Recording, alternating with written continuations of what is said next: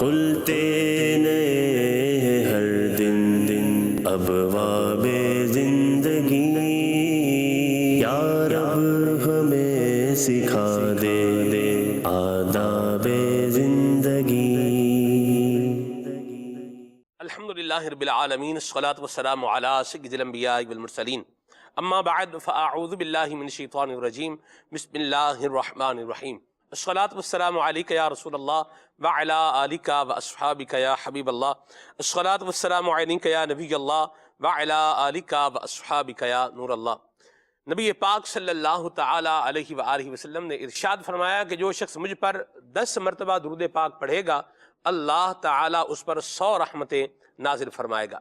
صلو علی الحبیب صلی اللہ تعالی علی محمد صلی اللہ علیہ وسلم، صلاۃ و سلام علیک یا سیدی یا رسول اللہ۔ خلیفہ امیر اہل سنت حضرت مولانا حاجی عبید رضا عطاری مدنی دامت القدم القدسیہ کا پروگرام آداب زندگی آپ دیکھنے کی سعادت حاصل کر رہے ہیں۔ اللہ تبارک و تعالی ہم سب کو اپنی رحمتوں میں سے حصہ عطا فرمائے۔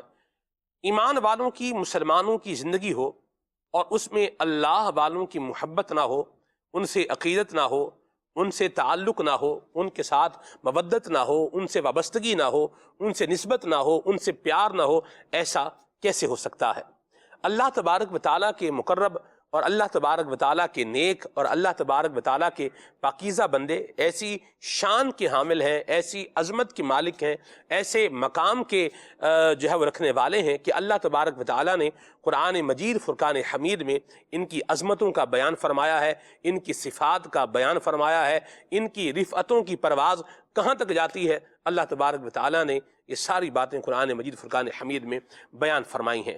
انبیاء کرام علیہم السلام جو پہلے نبی پاک صلی اللہ علیہ وسلم سے ہوئے ہیں، ان کی جو ہے وہ مبارک امتوں کے اندر بھی اولیاء کرام رہے ہیں، جیسا کہ اصحاب کہف یہ حضرت عیسیٰ علیہ السلام کی جو ہے وہ امت میں سے تھے۔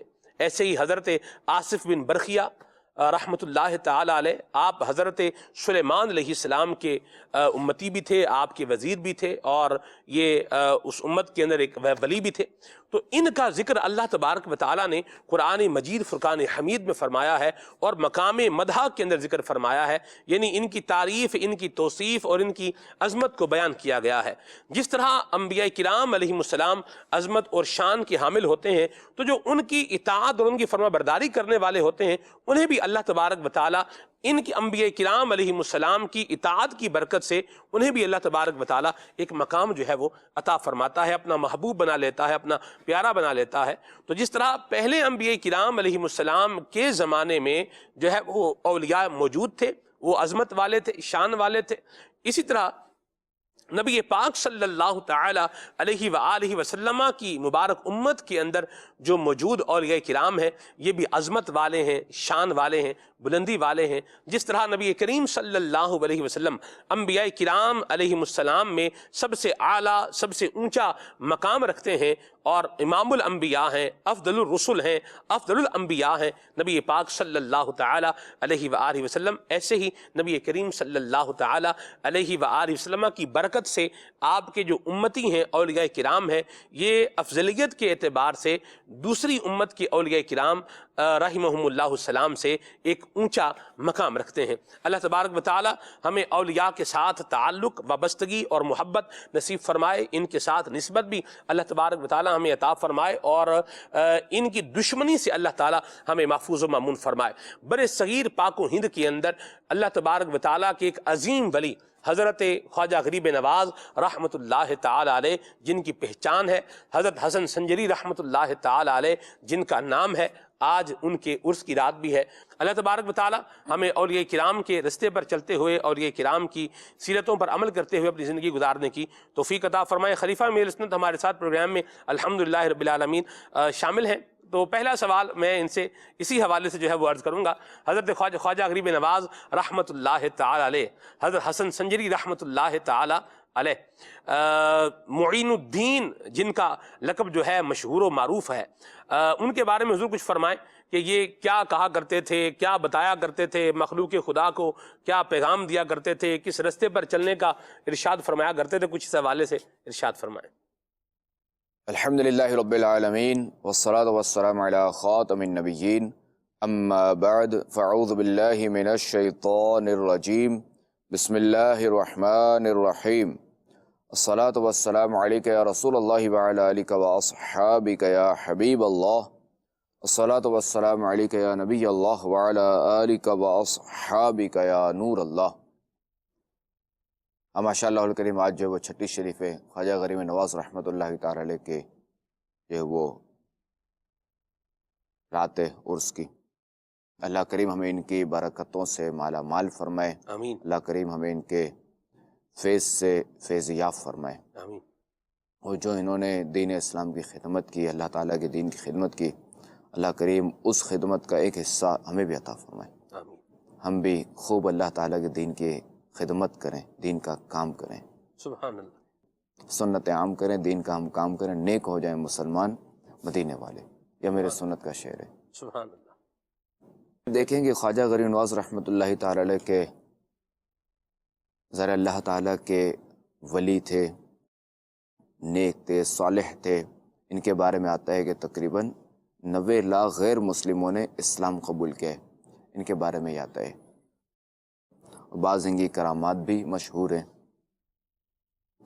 خیر، جو بھی ایسے لوگ ہوتے ہیں نا، وہ ایسی باتیں کرتے ہیں، ان کے فرامین ایسے ہوتے ہیں کہ بندہ قرب الہی حاصل کرے۔ ان کی توجہ، ان کی سوچ یہی ہوتی ہے کہ بندے کو چاہیے کہ اللہ تبارک و تعالیٰ کا قرب حاصل کرے اور وہ ایسے کام کرے۔ میں ان کے جو ہے نا چند فرامین عرض کرتا ہوں۔ یہ ایک کتاب ہے فیضان خواجہ غریب نواز رحمۃ اللہ تعالی علیہ سے، تو اس میں سے میں کچھ عرض کرتا ہوں۔ فرماتے ہیں کہ نماز ایک راز کی بات ہے جو بندہ اپنے رب تبارک و تعالی سے کہتا ہے۔ چنانچہ حدیث پاک میں آیا، ان المصلی یناجی ربہ، اللہ اللہ، یعنی نماز پڑھنے والا اپنے پروردگار سے راز کی بات کہتا ہے۔ سبحان۔ ابھی سارے ان کی نماز تھی اور ہماری نماز تو بس تو چل میں آیا، ورنہ یہ کہ جو ہمارے کام کاج ہوتا ہے نا، وہ ہمارے دماغ میں وہی چیزیں گھوم رہی ہوتی ہیں کہ ابھی یہ کرنا ہے، نماز کے بعد یہ کام کرنا ہے، تو فلاں کام کرنا ہے، تو یوں کرنا ہے، اچھا اس سے اتنے پیسے لینے تو اس کو اتنے دینے، ہمارا یہ حال ہے۔ اچھا، آج ہر ایک رونا روتا ہے کہ ہمارے گھر میں جو ہے نا خیر و برکت اٹھ گئی ہے، ہمارے گھر میں برکت نہیں ہے، ہمارے مال میں برکت نہیں ہے، ہمارے رزق میں برکت نہیں ہے۔ اس حوالے سے سنتے ہیں، خواجہ صاحب فرماتے ہیں کہ جو شخص جھوٹی قسم کھاتا ہے وہ اپنے گھر کو ویران کرتا ہے اللہ اور اس کے گھر سے خیر و برکت اٹھ جاتی ہے۔ اللہ، تو کہیں یہ اس بات کا نتیجہ نہ ہو کہ جھوٹی قسم کھانا یہ ہمارے ہاں عام ہے، بدقسمتی سے بات بات پہ قسم کھائی جاتی ہے، بلکہ روایتوں میں تو یہ ہے کہ بندہ سچی قسم بھی بلا وجہ نہ کھائے۔ جیسا نا مال وغیرہ دکھا دیں اس میں بھی قسم کھا لیتے ہیں، تو اس سے بھی منع کیا گیا ہے کہ نہ کھائے۔ گناہ نہیں ہے یہ، مگر نہ کھائے، بہتر یہ کہ نہ کھائے اپنے مال کی تعریف میں۔ فرماتے ہیں کہ مصیبت زدہ لوگوں کی فریاد سننا، ان کا ساتھ دینا، حاجت مندوں کی حاجت روائی کرنا، بھوکوں کو کھانا کھلانا، اسیروں کو قید سے چھڑانا، یہ باتیں اللہ تعالیٰ کے نزدیک بڑا مرتبہ رکھتی ہیں۔ سبحان اللہ، کہ چونکہ جو بھی اہل اللہ تھے، جو بھی اللہ والے تھے، ان کی سوچ یہی ہوتی تھی کہ مخلوق خدا کے ساتھ مہربانی کی جائے، سبحان اللہ، ان کے ساتھ رحم والے معاملات کیے جائیں۔ جی، اب اگر کوئی شخص جو ہے وہ اتنا مال رکھتا ہے کہ کسی کی مدد کر سکے، کسی کی حاجت پوری کر سکے، اس کو چاہیے کہ وہ اس کی حاجت پوری کرے، اس کی مدد کرے اور بھوکوں کو کھانا کھلائے۔ کہ ذرا اس پر کنڈیشن ہے کہ یعنی جو بندے کی صلاحیت، جو بندے کی حیثیت ہے، اس کے مطابق یہ لوگوں کی خدمت کرے۔ یہ یہاں لوگوں کی خدمت کرے گا، جو اللہ تعالیٰ نے اسے مال دیا ہے اس سے یہ لوگوں کی خدمت کرے گا، لوگوں کی حاجتیں پوری کرے گا، لوگوں کی مصیبتیں دور کرے گا اللہ کی عطا سے، تو نتیجہ کیا نکلے گا؟ اس کا ثواب ملے گا۔ اور چونکہ دن اور رات ایک جیسے نہیں رہتے، کہ دن میں اجالا ہوتا ہے، رات میں اندھیرا ہوتا ہے، یعنی پورا یوم جو ہے نا وہ ایک جیسا نہیں ہوتا۔ چاہے ہمارے یہاں تو ذرا یہ بھی ہے اس طرف نارتھ میں اور ساؤتھ میں بھی دور کہ دن اور رات ایک جیسے یوں نہیں ہوتے کہ کبھی دن بڑا ہوتا ہے کبھی رات بڑی ہوتی ہے. صحیح. پھر میں اب چونکہ وہ سفر رہتا ہے نا میرے ملک تو اس سے پھر توجہ رہتی ہے کہ جو خط استوا والے وہ میں سن رہے ہوں گے جو وہاں جیسے یوگنڈا اور کینیا کے آس پاس تو وہاں دن اور رات ایک ہی ہوتے ہیں. سیلون میں بھی دن اور رات ایک ہی ہوتا ہے تو وہ خط استوا کے قریب ہے وہ تو یوں ہی توجہ رہتی ہے وہاں چلے جاتا ہے ذہن. تو خیر دن اور رات ایک طرح نہیں ہوتے, دن میں دن میں روشنی اور رات اندھیرا, تو یہ ذرا تبدیلی ہوتی ہے. تو بعض اوقات جو امیر ہوتا ہے نا, جو مالدار ہوتا ہے وہ غریب بھی ہو جاتا ہے. دنیا ہے یہ دیکھیے بھالی ہے. اور بعض اوقات جو غریب ہوتا ہے وہ مالدار ہو جاتا ہے. اچھا بعض اوقات یہ ہوتا ہے کہ آپ کو ایسے لوگ ملیں گے کہ ان کے والد یا دادا وہ بڑے مالدار تھے اور اولاد بیچاری غریب ہے. تو آج آپ اگر کسی کے ساتھ مدد کریں گے, آج آپ کسی کی حاجت روائی کریں گے, آج آپ کسی کی مصیبت دور کریں گے, تو اللہ تبارک و تعالی آپ کی اولاد کے لیے ایسے لوگ پیدا کر دے گا کہ جو آپ کی اولاد کی مدد کریں گے. آج آپ تو مالدار ہیں, ہو سکتا ہے آپ کی اولاد مالدار نہ ہو, یہ ہو سکتا ہے ہمارے نزدیک, اللہ تعالیٰ کے نزدیک نہیں. اللہ تعالیٰ تو جانتا ہے, وہ تو علیم ہے. اللہ تعالیٰ کل کو ایسے افراد دے دے گا کہ جو ان کی اولاد کی مدد کریں گے. جی. اور وہ بھی ہے نا کہ نیک اولاد جو نیک جو ہوتا ہے اس کی 7 پشتوں تک مدد کی جاتی ہے. وہ نہیں پورا سڑ خزانہ, ان کا باپ نیک تھا, ان کا خزانہ جو محفوظ کیا گیا جو یتیم بچے تھے. اب وہ نیک جو اولاد تھی وہ تفسیر میں یہی ہے نا, تفسیروں میں کہ وہ جو نیک باپ تھا وہ 7 پشتوں میں تھا, 6 7 پشت میں, 6 یا 7ویں پشت میں تھا.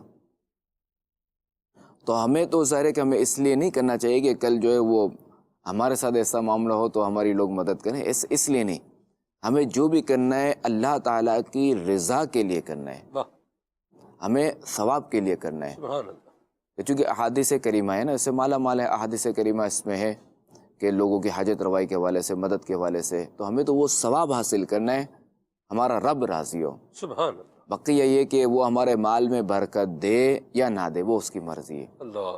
وہ ہماری اولاد کے لیے کل کو اگر ہماری اولاد یعنی ہمارے ساتھ ہم اگر غریب ہو جاتے ہیں یا ہمارا مال ہلاک ہو جاتا ہے, ہمارا مال ختم ہو جاتا ہے, یا یہ کہ ہماری کوئی پشت میں یعنی آگے جا کے نسل میں کسی کے ساتھ یہ مصیبت آتی ہے, تو اللہ تعالیٰ ایسے بندے پیدا فرمائے یا نہ فرمائے, ہمیں اس کے لیے نہیں کرنا. یہ تو میرے ضمناً فائدہ عرض کر رہا ہوں میں. ہمیں اللہ تعالیٰ کی رضا کے لیے کرنا. ہم جو بھی کام کریں اس میں بس ہمارے جو نظر میں ہو نا وہ اللہ تعالیٰ کی رضا ہو کہ میرا رب اس سے راضی ہوگا, اور ہر اس کام سے بچنا ہے کہ جس سے میرا رب ناراض ہو. بس یہ چیز ہمیں اختیار کرنی ہے. مزید فرماتے ہیں خواجہ صاحب رحمۃ اللہ تعالی علیہ, نیکوں کی صحبت نیک کام سے بہتر اور برے لوگوں کی صحبت بدی کرنے سے بھی بدتر ہے. کہ یہ ظاہر ہے کہ ایک یہ سمجھانے کے لیے کہ چونکہ اچھوں کی صحبت جو نا اچھا بنائے گی, تو جب بندہ نیکوں کی صحبت میں رہے گا تو نیک بن کر رہے گا, بروں کی صحبت میں رہے گا تو برائی اپنا اثر دکھاتی ہے. الصحبت مؤثرہ, کہ صحبت اثر رکھتی ہے, اب چاہے اچھی صحبت ہو یا بری صحبت ہو. اب اگر بندہ کوئی کسی عطر والے کی دکان میں جائے گا, اب لاکھ یہ جو نا وہ اس نے کوشش نہیں کی عطر وغیرہ لگانے سے, کوئی بھی عطر نہیں لگایا, عطر کو ہاتھ بھی نہیں لگایا, مگر جب وہ باہر نکلے گا نا دکان سے تو اس کے کپڑوں سے بدن سے خوشبو آئے گی, مہک آئے گی. اب بندہ اگر کسی جو ہے نا وہ یوں سمجھے کھال کے کسی گودام میں گیا یا کسی ایسی جگہ پہ گیا جہاں بدبو وغیرہ, یا کان میں گیا کوئلے کی کان میں, یا گوشت مارکیٹ گیا یا مچھلی مارکیٹ گیا, تو نہ چاہتے ہوئے بھی اس کے بدن اور کپڑوں سے کچھ دیر کے لیے وہاں کی بو آئے گی. کپڑے بھی کالے ہو جائیں گے. کوئلے میں جائے گا تو کپڑے کالے ہو جائیں گے, اگر جگہ اس نے نہ کوئلے کو ہاتھ لگایا, نہ کوئلہ ٹچ کیا, نہ کچھ بھی نہیں, پھر بھی کپڑے کالے ہوں گے. تو وہ صحبت اثر رکھتی ہے. بھائی صاحب کوئلے کی کان کی جو اسمیل ہے نا جی, یہ تو دور سے ہی آنا شروع ہو جاتی ہے. میں زندگی پروگرام کی ریکارڈنگ کے لیے ہم نے کان کن کی زندگی ریکارڈ کرنی تھی, مائننگ کان کنوں کی زندگی جو مائننگ کرتے ہیں, زیر زمین کے نیچے جا کے چیزیں کوئلہ نکال کے لاتے ہیں, اور بھی چیزیں جو نکلتی ہیں. تو ہم نے یہ پروگرام ریکارڈ کیا ہوا ہے, الحمدللہ ناظرین اس کو جو ہے وہ جب آئے گا تو دیکھیں گے. تو ہم جب کوئلے کی کان کے قریب ہی پہنچے ہیں نا, تو وہیں سے اس کی جو سمیل ہے یہ کیا ہوگی، آنا شروع ہو گئی۔ اچھا، پھر جب وہ پروگرام کر کے ہم فارغ ہوئے تو میرے کپڑے جو ہے نا وہ وائٹ تو ایک تو تھے، لیکن یہ بلیک کوئلے سے جو ہے نا یہ ہو گئے۔ کوئلے کو آپ نے ہاتھ نہیں لگایا تھا؟ حالانکہ میں نے کوئلے کو جس طرح وہ جاتے ہیں اندر کر کے لاتے ہیں، یہ کام میں نے نہیں کیا جی۔ لیکن وہ بات وہی جو آپ نے فرمائی ہے کہ کوئلے کی کان کی طرف جائے گا تو اس کو سمیل بھی آئے گی اور کپڑے بھی جو ہے وہ کالے ہو ہی جائیں گے، ایسے ہی۔ وہی فضا، جی بالکل، وہی صحبت اثر رکھتی ہے۔ طبیعت بھی خراب ہوگی۔ گلاب کے پھول میں تل جو ہے نا وہ رہے جی، اور یہ چاہے کہ میں گلابی نہ ہوں، ایسا یہ ممکن نہیں ہے۔ ایسا ہی وہ جو ہے نا گلابی ہو کر ہی رہے گا۔ خربوزے کو دیکھ کر خربوزہ رنگ پکڑ دے، ایک ہمارے کہاوت ہے۔ جی ایسا ہی۔ تو صحبت جو نہیں اثر رکھتی ہے، تو لہٰذا ہمیں اپنی صحبت پہ غور کرنا ہے کہ ہماری صحبت کیسی ہے۔ ہمیں اپنی اولاد کی صحبت بھی دیکھنی ہے کہ ہماری اولاد کی صحبت کیسی ہے۔ درست فرمایا۔ صحبت اچھی ہوگی تو ہم اچھے رہیں گے، ہماری اولاد اچھی رہے گی۔ صحبت اگر بری ہوئی تو لاکھ بندہ جو ہے نا وہ اچھا ہو، نیکوکار ہو، پرہیزگار ہو، مگر بس وہ ہلاک ہو سکتا ہے، برائی آ جائے گی، برائی آ سکتی ہے۔ ہاں اگر نیکی کی دعوت دینے کے لیے جاتا ہے وہ ایک الگ چیز ہے، کیونکہ اب جب اس کی نیت کی نیکی کی دعوت دینے کی، جی اب کیا ہے کہ اب اس کے ساتھ اللہ تعالیٰ کی رحمت شامل ہوگی، اللہ تعالیٰ کی مدد شامل ہوگی۔ اور وہ چونکہ جب وہ نیکی کی دعوت دینے کے لیے جا رہا ہے تو اس کا مطلب یہ نہیں شرابیوں کے پاس جائے گا تو شراب پینا شروع کر دے گا، ایسا تھوڑی ہے کہ وہ تو ان کو سمجھانے جا رہا ہے کہ بھائی یہ چیز حرام ہے اور یہ خود ہی پینا شروع کر دے، ایسا نہیں ہے۔ جو داعی ہوگا، جو رہنما ہوگا، جو نیکی کی دعوت دینے والا ہوگا، وہ جائے گا تو نیکی کی دعوت دے گا اور وہ پلٹ آئے گا، ان کی صحبت اختیار نہیں کرے گا، ان کی برائی میں ان کا ہم نوا بھی نہیں بنے گا، ہم نوا بھی نہیں بنے گا۔ ادھر تو ہے نا جی، تھوڑا جائیں گے ان کی طرح کی باتیں کریں گے، انہی کی طرح کا جو ہے نا وہ سسٹم بنائیں گے تو وہ کیا ہو جائیں گے، پھر مانوس ہو جائیں گے۔ تو یہ بھی ایک بات جو ہے وہ کہنے والے کہتے ہیں، اس پر آپ کی کیا رائے ہے؟ ہاں یہ بعضوں کا یہ ہوتا ہے کہ ہم تھوڑا جو ہے نا وہ ان کے ساتھ تھوڑا میل پیدا کریں۔ جی جی جی، نہیں یہ تو غلط ہے، ظاہر ہے کہ انہی کی طرح کی باتیں کریں، انہی کی طرح کی گفتگو کریں، یوں بولیں کہ تاکہ وہ مانوس ہو جائیں۔ نہیں تو یوں اگر کافر کو اسلام کی دعوت دینے جائیں گے تو کیا کریں گے؟ انہی کی طرح باتیں کریں گے تو سر ایمانیت کے مسائل ہو جائیں گے۔ ظاہر ہے کہ ہر جگہ تھوڑی کہ انہی کی طرح باتیں، ہاں جیسے مثال کے طور پہ کہ یہ دیکھیں یہ کام، یہ چیز ہے نا وہ وہاں کام آتی ہے، یہ معاملہ وہاں کام آتا ہے کہ اب جیسے کوئی شخص جو ہے نا وہ یوں سمجھے کہ سائنسدان ہے، اب آپ کو سائنس کی کوئی باتیں معلوم ہے جی، تو اب آپ اس سے اس طرح کی باتیں کر کے اس کو نیکی کی دعوت دے سکتے ہیں۔ صحیح۔ اب اگر کوئی شخص جو ہے وہ، مثال دے رہا ہوں، جی، کمپیوٹر وغیرہ میں ماہر ہے یا کمپیوٹر کا کام کرتا ہے، اب آپ اس سے اس چیز کے متعلق بات کر کے وہ نیکی کی دعوت دے سکتے ہیں۔ اب جو کہ یہاں جو ہے وہ ہمارے دین میں کوئی نقصان نہیں ہے، ہمارے عقیدے میں کوئی خرابی نہیں آئے گی، ہمارے ایمان کا کوئی معاملہ نہیں، عمل میں بھی خرابی نہیں آئے گی، عمل میں کوئی خرابی نہیں آئے گی۔ تو یوں چل کر جو ہے وہ یوں کر کے ہم یہ کر سکتے ہیں۔ مجھے جو ایک بات لگتی ہے، میں چاہتا ہوں آپ اس پر اپنا انپٹ دیں، کہ اگر ہم یہ چاہتے ہیں کہ ہمارا کسی کے ساتھ ایک اچھا جو ہے وہ انٹریکشن ہو جائے یا آپس میں ایک انسیت ہو جائے، تو ایسا ضروری نہیں ہے کہ ہم اسی کی جیسے وہ غلط کام کر رہا ہے، غلط صحبت ہے، برے کام کر رہا ہے، جیسے شرابی کی آپ نے مثال دی، اسی طرح کی باتیں کریں گے تو اٹریکشن ہوگی۔ مجھے یوں لگتا ہے اس سے اٹریکشن ہونے کی بجائے اس سے تو معاملہ جو ہے ڈسٹریکشن ہو جائے گی۔ اٹریکشن وہ سمجھے گا یار یہ جو آیا ہے میرے پاس صوفی بن کے آیا ہوا، مسئلہ صرف یہ ہے کہ یہ صوفی بنا ہوا ہے، کام سارے وہ بھی یہی کرتا ہے جیسے جو ہے وہ ہم ہی کر رہے ہیں، ہم سے بھی آگے، ہم سے بھی دو ہاتھ آگے، چلو وہ ہم تو جو ہے نا ہمارا ظاہری اولیاء نا صوفیوں والا نہیں ہے، ایسی بات ہے جی، ہم تو ہیں ہی برے، ہم تو اعلیٰ نہیں برے ہیں، یہ تو ہے ہی منافق۔ ایسی بات۔ تو اس میں اس طرح کا انداز اپنانے کی بجائے اگر جو ہے وہ ملنساری کو جو ہے وہ اپنایا جائے، جس طرح میر سنت کا جو ہے وہ انداز ہے، مسکرا کر ملنا، جو ہے وہ عزت دینا، مان دینا، آپ کے پاس جو لوگ آتے ہیں آپ ان کو جو ہے وہ کھانا کھلاتے ہیں، آپ کا بھی ہم نے جو ہے وہ انداز دیکھا ہے کہ شفقت فرماتے ہیں، اس طرح کی کوئی جو ہے تحفہ عطا فرماتے ہیں، تو ملنساری اور انسیت ان چیزوں کے ذریعے سے بھی پیدا کی جا سکتی ہے۔ ملنساری، انسیت، پر جہاں موقع ملے وہاں اللہ تعالیٰ کی رحمت کی بات کرنا، اور جہاں موقع ملے وہاں ترغیب و ترہیب، یا تو رحمت اور نذیر، جی، یعنی ظاہر ہے کہ وہ تھوڑا عذاب کا بھی بتانا پڑے گا نا۔ جی، جیسے مثال تو شرابی کے پاس گئے، میں مثال دے رہا ہوں، اب اگر کوئی گیا کسی سود خور کے گھر یا رشوت خور کے گھر، اب اس کو پتہ ہے کہ اس کا سارا مال جو ہے نا وہ اس طرح کا سارا مال، میں مثال دے رہا ہوں، سارا مال اب ذرا یہ تو نہیں وہاں جا کے اس کی چائے پیے گا وہ بچے گا اس کے مال سے. ہمیں ظاہر ہے کہ شریعت پر عمل کرنا ہے. مگر چونکہ ہم جیسے جاتے ہیں تو ہمیں تو پتہ ہی نہیں ہے نا. اب ایک بندہ کسی ایسے ادارے میں نوکری کرتا ہے تو چونکہ بعض چیزیں حلال ہوتی ہیں بعض چیزیں حرام ہوتی ہیں تو اس میں جو ہے نا وہ رقم کی بھی تقسیم ہو جائے گی. اب اگر کوئی راشی ہے کیونکہ الراشی والمرتشی کلاہما فی النار. اب اگر کوئی راشی یعنی رشوت خور ہے تو اس کا بھی یہی ہے کہ اس کی پوری جو تنخواہ ملی وہ تو حرام نہیں ہے نا. اسی طرح اگر کوئی ڈیوٹی کا چور ہے, ہمیں پتہ ہے ڈیوٹی کا چور ہے, ہمیں ظاہر ہے کہ ہمیں یہ پتہ ہے کہ کچھ ڈیوٹی پہ جاتا ہے اور کچھ نہیں جاتا, تب بھی ظاہر اسے پوری تنخواہ حرام نہ ہوئی. البتہ اصول تو یہی ہے کہ عرف سے ہٹ کر جو بندے نے جو نا ڈیوٹی چوری کی, کیونکہ انہیں عرف میں تو چوری ہے ہی نہیں, لیٹ پہنچا. ہمارا تو یہ ہے نا کہ لیٹ پہنچا تب بھی جو ہے نا وہ عرف سے ہٹ کر اگر لیٹ ہوا تو 5-10 منٹ, 5 منٹ ہے نا, 4-5 منٹ چل جاتے ہیں وہ معاف ہے. تو اس سے اگر ہٹ کر یہ پہنچا تو اب اس کو چاہیے کہ اپنے سیٹ سے معافی مانگے. اصول یہی کہ کٹوتی کروائے, سیٹ کو کٹوتی کا بولے, ورنہ سیٹ معاف کر دے, ختم ہے. شریعت ہمیں یہ سکھاتی ہے. اگر شریعت کے مطابق چلیں گے, جب ہمارے پیٹ میں حلال کو لقمہ جائے گا تو سارے مسائل حل ہیں. یا مرحبا, سبحان اللہ. اگر حرام کا لقمہ آ گیا تو بھی مسئلہ ہے. یہاں بھی مسئلہ ہے اور آخرت میں بھی مسئلہ. اللہ ہمیں محفوظ رکھے, اللہ ہمیں بچائے. آمین. اللہ کریم اپنے اولیاء کرام کی سیرت اور عمل کرنے والا بنائے, ہمیں آمین. ان کے نقش قدم پر چلنے والا بنائے. آمین. اگر ہم اولیاء کرام کے دامن سے وابستہ رہیں گے, ان کی سیرت پر عمل کریں گے, ان کی سیرتوں کا مطالعہ کریں گے, تو انشاءاللہ الکریم ہمیں ایسی سوچ ملے گی. اور دعوت اسلامی الحمدللہ الکریم ایسی سوچ ہی فراہم کرتی ہے. سبحان اللہ. یہ اولیاء کرام کی یہ قریب کرتی ہے. مرحبا. اور اولیاء کرام جو ہے نا وہ وسیلہ ہے اللہ تبارک تعالیٰ کے قریب کرنے کا. سبحان اللہ.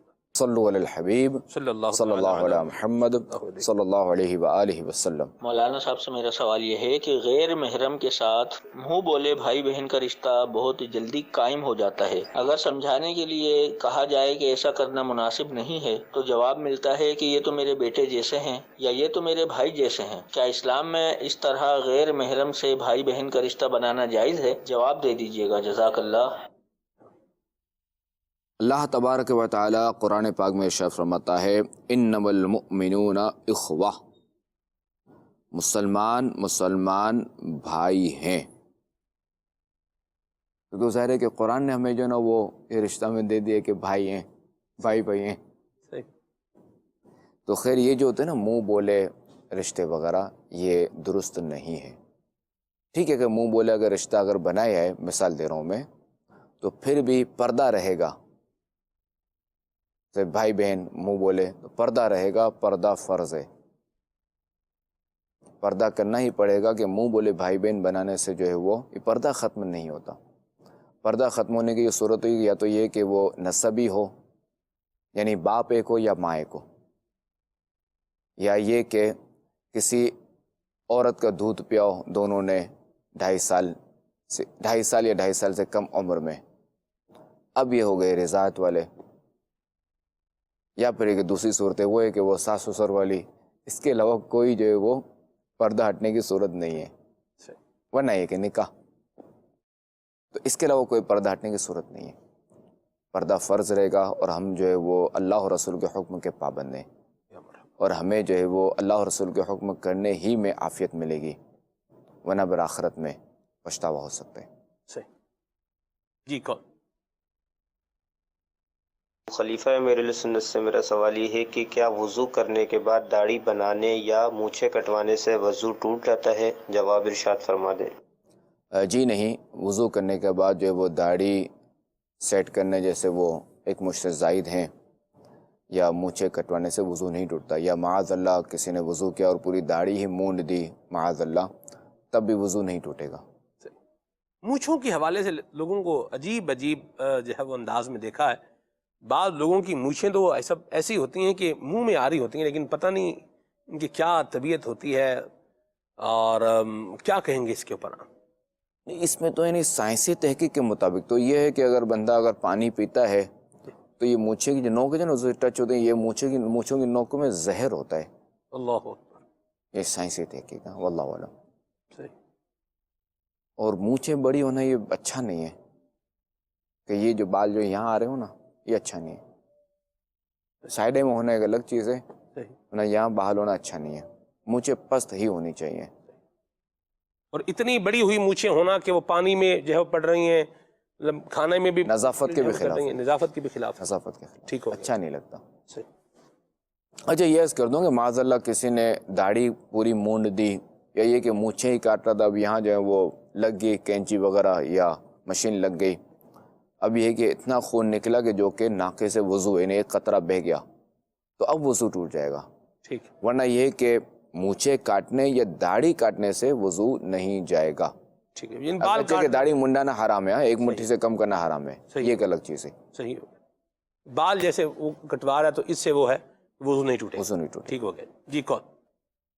جانشین امیر اہل سنت آپ سے یہ سوال ہے، اگر کسی کو نماز کی دعوت دی جائے تو وہ آگے سے بہانے یہ بناتے ہیں کہ کپڑے صحیح نہیں ہیں، غسل نہیں ہے، کہ انہیں کس انداز میں سمجھایا جائے اس بات؟ ہاں یہ تو بعض وقت ہوتا ہے کہ نماز کی اگر دعوت دی جائے تو وہ کہتے ہیں کپڑے صحیح نہیں ہیں. اب ہم ظاہر ہے کہ وہ حسن ظن بھی رکھ سکتے ہیں کہ جو بندہ جس کا مسجد سے تعلق نہیں ہوتا نا، تو وہ پیشاب کے چھینٹوں سے بھی نہیں بچتا. مگر چونکہ مسلمان جو ہے نا وہ احتیاط کرتا ہے ویسے.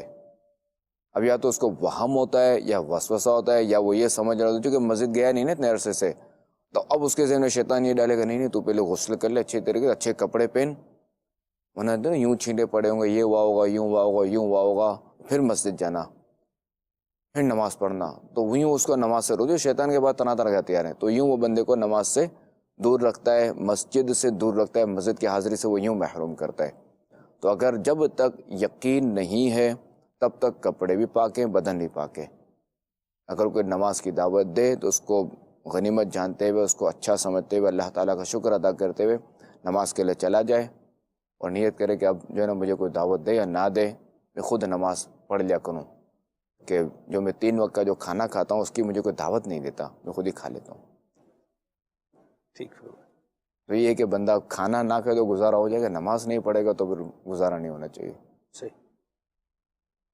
جنازے کی نماز ایسے وقت میں ہوئی کہ فرض نماز کا وقت قریب ہے، پہلے میت کو دفنائیں یا نماز پڑھیں؟ جی. اس میں یہی ہے کہ جماعت اگر کھڑی ہے تو یہ ہے کہ پہلے نماز ادا کر لی جائے جماعت کے ساتھ، چونکہ جماعت واجب ہے. ٹھیک. اور پھر جو ہے وہ تدفین کر دی جائے. صحیح ہو. ایسا دیکھا گیا ہے کہ جیسے نماز پڑھنے کے لیے آتے ہیں، بعض جگہوں پر جنازہ گاہ جو ہے بنی ہوتی ہے، مسجد کے ساتھ ایک جگہ ہوتی ہے جہاں خارجی مسجد ہے، اس کو جنازہ پڑھنے کے لیے متعین جو ہے وہ کیا ہوا ہے. تو دیکھا یہ گیا ہے کہ ایک آدمی جو ہے وہ ادھر پہلے مسجد میں نماز باجماعت جو ہے وہ ادا کر رہے ہیں، اس کے بعد جو ہے وہ نماز جنازہ پڑھنے کے جنازہ گاہ جائیں گے، تو ایک بندہ یا 2 بندے کیا ہیں وہ وہاں میت کے ساتھ جو ہے وہ اس کی ڈولی کے پاس آپ بولیں گے، وہ چارپائی کے پاس جو ہے وہ کھڑے ہیں، جبکہ ان کے کھڑے ہونے کی بھی کوئی ضرورت نہیں ہے. اس بارے میں آپ کیا کہتے ہیں؟ ارے میت اٹھ کے تو جانے سے رہی، ایسا ہی ہے. میت کو لے جانے سے بھی رہا، صحیح. نہ ہی ان کے کھڑے ہونے سے میت کو انسیت کوئی. صحیح. البتہ نماز پڑھ کے اصالہ ثواب کریں گے تو میت کو انسیت ہے، اس سے فائدہ ہے میت کو. سبحان اللہ. تو یہ کھڑا ہونا سے تو جائز ہی نہیں ہے، ان پر لازم تو یہی ہے کہ نماز پڑھیں، وہ نماز کے لیے جائیں. ٹھیک ہو. جی کال لیتے ہیں. میرا سوال ہے، سنا ہے کہ ٹھنڈ کے موسم میں زیادہ لوگوں کا انتقال ہوتا ہے، کیا یہ سچ ہے؟ نہیں ایسی بات نہیں ہے، ایسا تو نہیں ہے. بعض گرمی کے موسم میں زیادہ لوگ چلے جاتے ہیں، جیسے وہ 2015 میں جو ہیٹ ویو ہوئی تھی رمضان شریف میں، اس میں بھی جو گئے تھے مریض اور بڑی عمر کے گئے تھے، ان کا انتقال ہوا تھا، کیونکہ وہ گنجان آباد ہے نا شہر کراچی، جی. تو یوں یہاں حادثات ہوئے تھے. ورنہ ایسا تو نہیں ہے کہ ٹھنڈ ہی کی وجہ سے لوگ مرے. البتہ ٹھنڈ کی وجہ سے بھی انتقال ہوتا ہے، اور گرمی کی وجہ سے بھی انتقال ہوتا ہے، بارش کی وجہ سے بھی موت آتی ہے. بارش ہوئی، چھت گر گیا، چھت گر گئی، موت آ گئی. ہوا چلی، درخت گرا ہائے ہائے، اور اس پہ انتقال ہو گیا. گاڑی میں جا رہا بندہ، ایکسیڈنٹ ہوا، انتقال ہو گیا. تو موت تو ایک بہانہ ہے. کال لیتے ہیں. میرا سوال ہے اگر کوئی نماز پڑھنا بھول جائے اور بعد میں یاد آئے تو وہ گناہ گار ہوگا؟ جزاک اللہ خیرہ۔ جی حضور۔ ہاں دیکھیں کہ وہ جیسے ایسے دفتر میں ہے، ایسے آفس میں ہے کہ جہاں وہ اسے بالکل پردے وغیرہ لگے ہوئے ہیں، لائٹیں جل رہی ہیں اور وہ بالکل اپنے کام میں لگا ہوا ہے، منہمک ہے بالکل، اب اس کو وقت کا پتہ ہی نہ چلا۔ اب اس کے لیے یہی ہے کہ جب سمجھو اس کی آنکھ کھلی، جب اس کی توجہ گئی، اس نے دیکھا اوہو میری ظہر کی نماز چلی گئی اور عصر کا وقت شروع ہو گیا، اب اس کے لیے یہ کہ فوری جن اٹھ کے وہ ظہر ادا کر لے، اگر جو ہوگی قضا مگر وہ گناہ گار نہیں ہوگا، پھر عصر پڑھ لے۔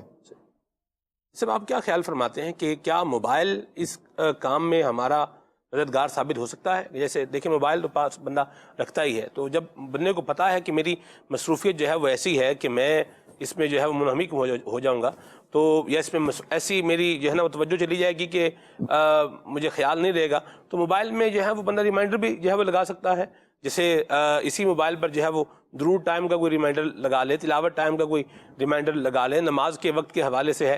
اچھا اگر موبائل کے اندر دعوت اسلامی کی جو ایپ ہے، پریئر ٹائمنگ ایپ، اگر یہ موجود ہوگی تو یہ 20 منٹ پہلے جو ہے وہ ایک نوٹیفیکیشن بھی دے دیتی ہے کہ بھی دیکھیے 20 منٹ رہ گئے ہیں، یعنی یہ ایک الارمنگ سچویشن بھی ہے۔ وہ آپ پر کہ آپ کتنے منٹ چاہتے ہیں رکھنا، صحیح، بالکل یہ اس طرح کی تدبیر وہ کر سکتا ہے اور کرنی چاہیے، اگر ایسی کنڈیشن ہے تو، ایسی صورتحال ہے تو ایسی تدبیر کرنی چاہیے کہ نماز نہیں جانی چاہیے۔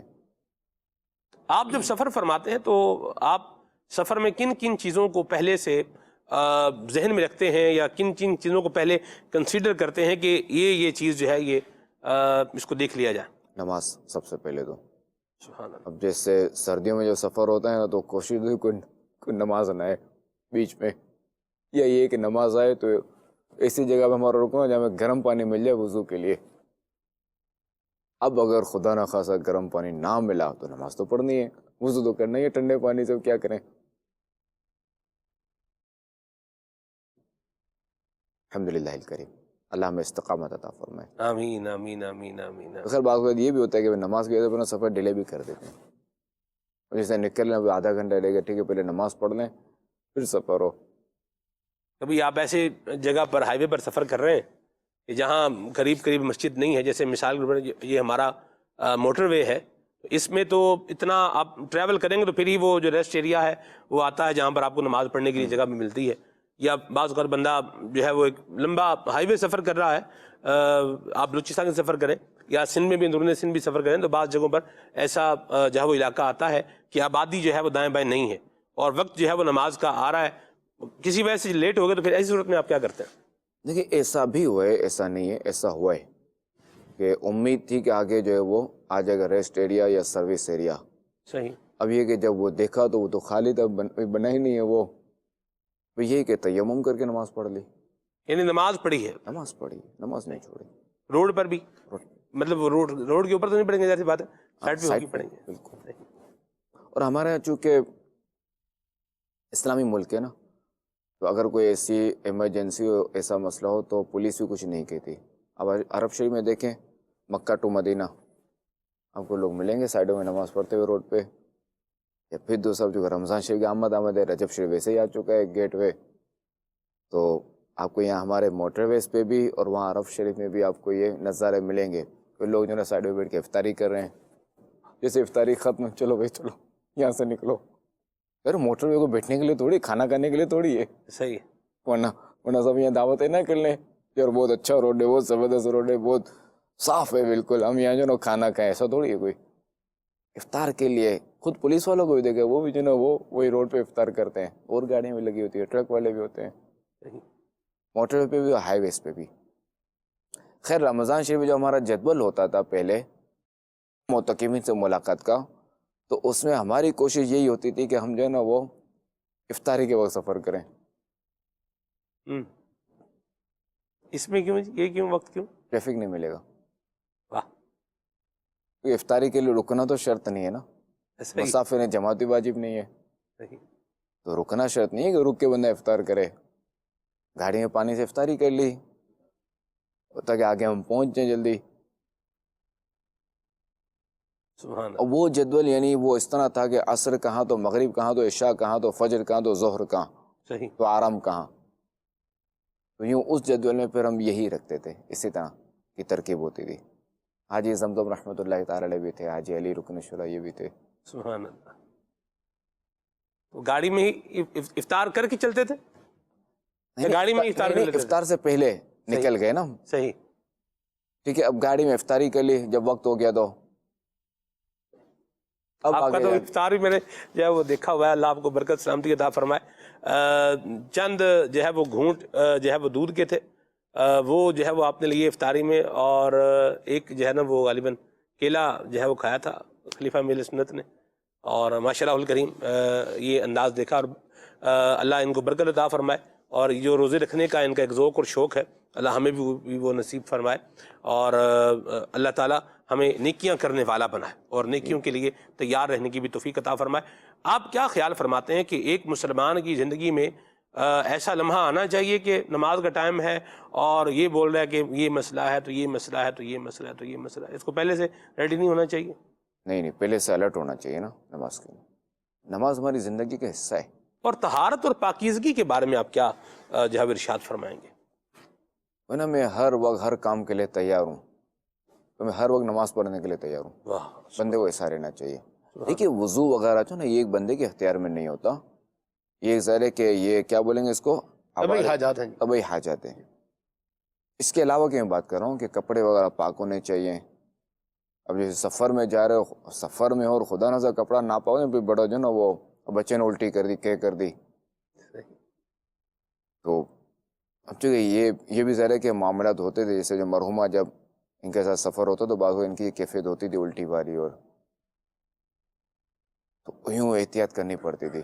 اب جیسے الٹی آ گئی ان کو، اب کیا کرنا ہے، یہ الٹی صاف بھی کرنی ہے اور یہ سارا یہ بھی کرنا ہے، اپنے آپ کو ہی بچانا ہے. اب اگر کپڑے ناپاک ہو گئے تو کس حد تک ناپاک ابھی کیا کرنا ہے، یہ سارا دیکھنا ہوتا تھا. عام لوگوں کو آپ سجیسٹ کریں گے اتنی احتیاط عام لوگوں کو بھی کرنی چاہیے؟ سر نماز فرض ہے نا، عام ہو یعنی یا یہ احتیاط سب کو کرنی ہے، عام ہو یا خاص ہو، صحیح، سب کو یہ کرنی ہے. ٹھیک ہو جی اللہ اور رسول کی طرف سے حکم ہے نا، جی. ہم اس کو کچھ بھی نہیں کر سکتے. آپ سفر بھی باوضو کرتے ہیں، یہ بھی میں نے نوٹ کیا ہے، اس کی کیا وجہ ہے؟ کوشش ہوتی ہے تاکہ وہ وضو نہ کرنا پڑے راستے میں. آپ سے میں نے سفر میں یہ سوال کیا تھا، اس وقت آپ نے جو جواب دیا تھا وہ یہ تھا کہ جب نماز کا وقت آئے تو ہم یہی نا کہ وضو نہ کرنا، جب نماز کے وقت نماز پڑھ لیں. صحیح. یا مرحبا. نہیں، مرحومہ کا بھی یہ تھا، ام وسط کا بھی اللہ ان کی مغفرت ہو، وہ بھی یہ کہ دو سفر میں نہیں، چونکہ جب ان کی بیماری جو شروع ہوئی تھی نا جی تو چونکہ ان کو تکلیف زیادہ ہوتی تھی، وضو کرنے میں آزمائش ہوتی تھی. تو یہ پھر کیا کرتے ہیں کہ جیسے ظہر کے وضو سے ان کو عشاء پڑھنی ہے، اس دوران کوئی کھانا پینا نہیں، اللہ. بہت کم، کہ نہیں مجھے وضو کرنا پڑے گا، نماز میں آزمائش ہوئی. جیسے وقت ہو نا نماز کا، یہ نماز پڑھیں گے، پھر اس کے بعد کھانا پینا جو بھی ہو. سبحان اللہ. خیر اس دوران ان کو زبردستی دینا پڑتا تھا. صحیح. اللہ تعالی ہمیں بھی نماز پڑھنے کا ذوق اور شوق نصیب فرمائے اور نماز کی پابندی بھی نصیب فرمائے. اور جس طرح خلیفہ میرے سنت نے بتایا ہے اور حضرت خواجہ غریب نواز رحمۃ اللہ تعالی علیہ کے ملفوظات کو بیان فرمایا ہے، اللہ ہمیں اس روشنی کے اندر اپنی زندگی کو گزارنے کی توفیق عطا فرمائے. پروگرام کا وقت جو ہے وہ اختتام کو پہنچا. صلو علی الحبیب صلی اللہ تعالی علی محمد. مدنی چینل دیکھتے رہیے. کھلتے